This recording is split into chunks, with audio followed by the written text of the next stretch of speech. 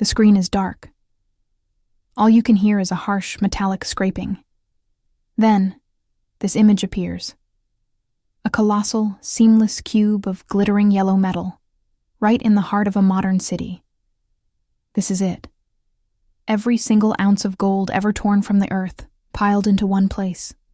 It's big, sure, but for something that has dictated conquest, spurred mass migrations, and toppled empires for 6,000 years, it feels almost underwhelming.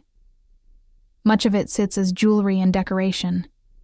A giant gold Buddha, ancient Egyptian coffins. A tiny fraction is hidden in our teeth and our electronics. But the huge, terrifying majority? It's just sitting there. Gold bars, gathering dust in the deep vaults of New York and London. A reserve, a phantom limb of the global economy. And yet, suddenly, this relic has woken up. The world is buying again. Governments, nervous investors, rival nations. They're all scrambling for this inert metal. The price is soaring, pushing toward record highs. Russia and China are loading their vaults. Florida lawmakers are even debating allowing it to be used as real money. But to understand the terrifying velocity of this new gold rush, we have to look back, billions of years, to where the metal itself began. Gold wasn't born on Earth. It arrived, delivered violently on heavy metal asteroids, the residue of exploding stars. If you zoom in, you see atoms vibrating at the speed of light, absorbing blue light and reflecting that perfect, unmistakable yellow glow. It is incorruptible. It won't rust. It won't tarnish. It's dense, yet soft and easily workable. To the Inca, it was the literal sweat of the sun. From the Andes to China, people fell under its psychological spell. King Solomon plated his temples with it. Chinese emperors ingested it, chasing a futile dream of immortality. It was never about utility. It was always about belief. Early societies needed a medium of exchange, a way to move past the messy problem of bartering. They tried cows. They're practical, useful. They even walk themselves. But they spoil. They're hard to divide and impossible to carry across an ocean. The solution was a soft, shiny metal found in riverbeds. Gold was easily divisible, easy to carry, rare but not too rare. It offered no shelter, no food, no warmth. It was intrinsically useless. But that's when the first great psychological leap occurred: collective belief. Because I believe it's valuable, and you believe it's valuable, this useless metal becomes a system. It became universal money. The true bloody obsession began in 1519. When the Spanish conquistadors landed in Mexico, they met the Aztecs, who adorned their temples and kings with gold, using it for decoration, worship, and armor. It held sacred value, not economic value. But to the fevered Europeans, it was pure wealth. One conqueror admitted their motivation with chilling clarity. We suffer from a disease of the heart that can only be cured by gold. They massacred the Aztecs, melted sacred statues into uniform bars, and spent the next century ripping through the Americas, fueled by conquest, chasing the phantom cities of El Dorado. This wasn't just trade. It was a murderous, cruel adventure that spat out entire civilizations as coins. It inflamed the greed and imagination of desperate men, building the great gold rushes in California and the Yukon, intoxicated people doing reckless, extraordinary things for a shot at riches. But gold was heavy. It was a physical burden on a rapidly expanding world. So, humanity made the second great leap, the leap from metal to paper. If you deposited your ounce of gold in a bank, they gave you an IOU, a banknote, which became the everyday medium of exchange. Now, belief shifted again, from the indestructible metal itself to the trustworthiness of the bank holding it in the vault. As long as everyone believed the paper truly represented the gold, that worthless piece of paper turned into real economic power. Then came the reckoning.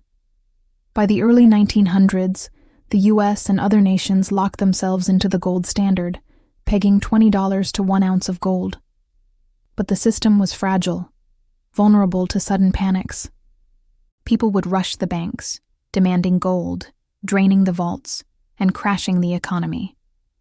The government's answer was centralization, the creation of the Federal Reserve, the one single bank given the power to control the money supply and set the rules. But even the Fed was still shackled to the gold standard. The ultimate twist came during the Great Depression. Economists knew the Fed needed to pull its levers, lower interest rates, and flood the miserable economy with money. But they couldn't. If the Fed issued more notes, people might show up and demand gold bars, depleting their reserves and collapsing the entire structure. To defend their gold, they hiked interest rates, a choice that historians now agree only made the decade of misery far longer. The metal had strangled the machine. In 1933, President Roosevelt issued an executive order forcing Americans to turn in their gold for flimsy dollar bills. Gold was out. Dollars became an infinite thing, printed at will to guide the economy's behavior.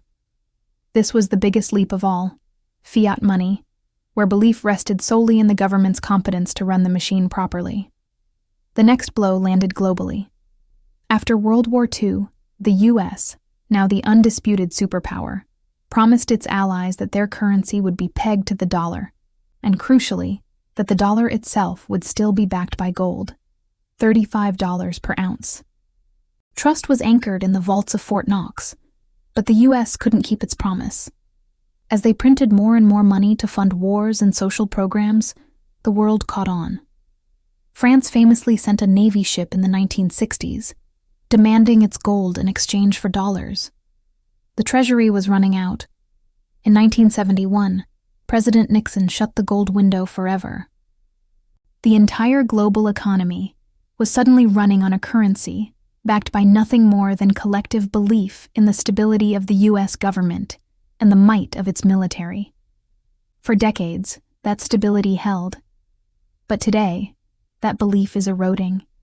We are witnessing the ultimate psychological reversal. Rival nations are actively trying to dismantle the dollar's leverage. Domestically, stop-and-go tariffs, economic volatility, and political leaders threatening to control the Fed have spooked the market. The psychological bargain, the trust in the government's ability to manage fiat money without consequence, is waning. People are worried that inflation may go up. This is why countries are buying gold again. It is the hedge against an economic system built on squishy, abstract belief. Foreign governments never fully relinquish their gold stores. Now, investors and nations are rushing back to the one store of value that does not rely on any central government or fancy white building in Washington, D.C. They are returning to the durable, divisible, universal metal that doesn't tarnish. It is a tangible, just-in-case reserve. Some now look toward Bitcoin, the new digital gold, as an alternative check on the Fed's power. But as we enter this chaotic new chapter in the journey of currency and trust, one certainty remains. No matter what digital asset we invent, that shiny stardust, that incorruptible metal will always sit in the deepest vaults waiting to be redeemed when our confidence in the promise finally breaks. Thanks so much for watching. If you found this journey through history fascinating, please hit that like button and subscribe for more deep dives into the forces that shape our world. See you next time.